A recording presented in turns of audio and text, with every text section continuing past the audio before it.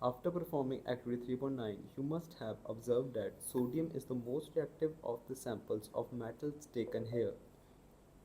The reaction of magnesium is less vigorous, implying that it is not as reactive as sodium.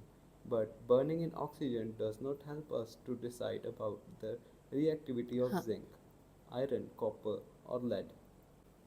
तो इसमें ये बताया हुआ है कि देखो सोडियम जो है बहुत ज़्यादा रिएक्टिव है, ठीक है, किसके साथ, ऑक्सीजन के साथ। तो मैग्नीशियम जो है कम, लेस विगरस, इतना ज़्यादा एक्टिव नहीं है, ठीक है, not as reactive as sodium, sodium की तरह नहीं है, थोड़ा कम है। But burning in oxygen does not help us to decide reactivity, ठीक है। ये जो इनकी रिएक्टिविटी के बारे में अगर देखना तो फिर हमें इसका बर्निंग के साथ कोई लिंक नहीं है, ठीक है। बाकी ये जो सीरीज़ बनाते हैं हम मेटल की रिएक्टिविटी ऑर्डर में, उससे पता चलता है, उसके लिए अलग एक्टिविटीज़ हैं, ठीक है। अब ये जो है मेटल का वाटर के साथ रिएक्शन करेंगे, second chemical property. Collect the samples of the same metals as in activity 3.9. Put small pieces of samples separately in beakers half filled with cold water. Which metals reacted with cold water? Arrange them in the increasing order of their reactivity with cold water.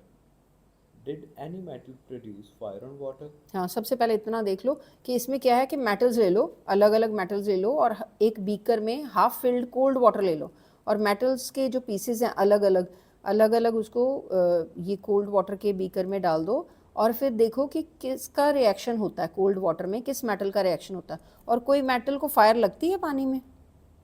Does any metal start floating after some time? हाँ, ये भी पूछ रहे हैं कि कोई metal या fire लगेगी, या मतलब आप देखो किसी को फायर तो नहीं लगती, फिर ये देखो कोई फ्लोट कर रहा है मेटल, मतलब कि पानी के ऊपर तैर रहा है। Put Put the the metals। metals that did not react with cold water in beakers half filled with hot water. हाँ, अब देखो कि जो कोल्ड वाटर के साथ जिन मेटल्स का रिएक्शन नहीं हुआ उनको हॉट वाटर में डालो अब।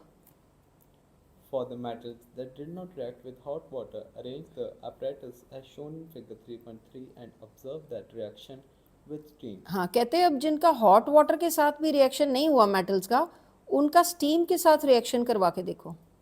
Which metals did not react even with steam?